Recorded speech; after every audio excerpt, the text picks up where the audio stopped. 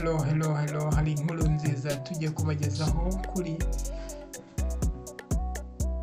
Rwanda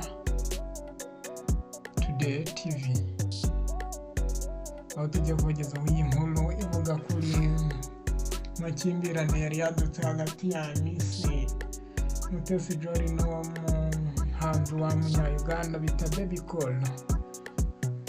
Ni inkuru yatangiye uyu muhanzi Bebe Cool ashinja Mutesi Jolly kuba yaramuriganyije, ariko inkuru iza gufata indi ntera aho byari byarangiye Mutesi Jolly yatanze ikirego abifashijwemo n'umunyamategeko we.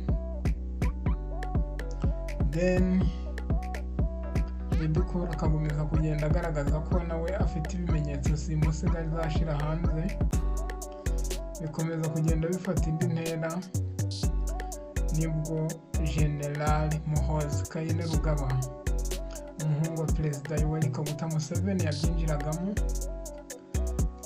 Ubundi ikibazo girakemukaho Bebe Cool yaje kuba yandika ku muyoboro wa Twitter avuga ko muri iki gitondo yaje kwakira telefone ya Muhoozi Kainerugaba, aho yamubwiraga kuri icyo kibazo ko agomba guhagarika ahubwo bakagikemura mu bwumvikane batatizanye kuri social media.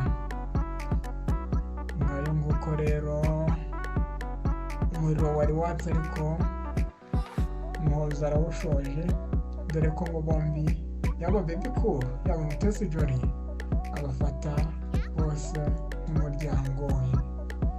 Murakoze, mwibuke gukanda subscribe kuri iyi channel yanyu ya Rwanda Today TV.